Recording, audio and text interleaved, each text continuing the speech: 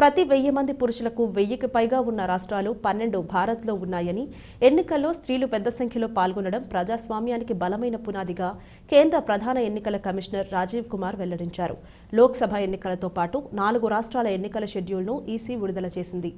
దేశ పౌరులంతా ఓటు హక్కు వినియోగించుకోవాలని ఈసీ విజ్ఞప్తి చేసింది. 2024లో ప్రపంచవ్యాప్తంగా అనేక చోట్ల ఎన్నికలు జరుగుతున్నాయని, 2024 ప్రపంచవ్యాప్తంగా ఎన్నికల సంవత్సరంగా చెప్పుకోవచ్చని రాజీవ్ కుమార్ వ్యాఖ్యానించారు. ప్రపంచమంతా భారత ఎన్నికల వైపు చూస్తోందని, స్వచ్ఛమైన ప్రజాస్వామ్యం నెలకొన్న భారత్ ఎలా ఓటు చేస్తుందన్నది ప్రపంచం గమనిస్తోందన్నారు. ఎన్నికల నోటిఫికేషన్ విడుదలకు ఢిల్లీలో ఈసీ ఆధ్వర్యంలో మీడియా సమావేశం నిర్వహించింది. ఏపీ, తెలంగాణ ఎన్నికల షెడ్యూల్ పూర్తి వివరాలు ప్రకటించడం జరిగింది. దేశవ్యాప్తంగా శనివారం నుంచి ఎన్నికల కోడ్ అమల్లోకి వస్తుందని వెల్లడించారు.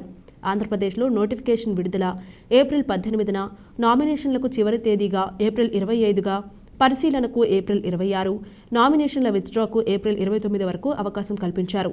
ఒకే విడతలో మే 13న ఎన్నికలు జరగనుండగా జూన్ 4వ తేదీన కౌంటింగ్ అనంతరం ఫలితాలు వెల్లడి కానున్నాయి.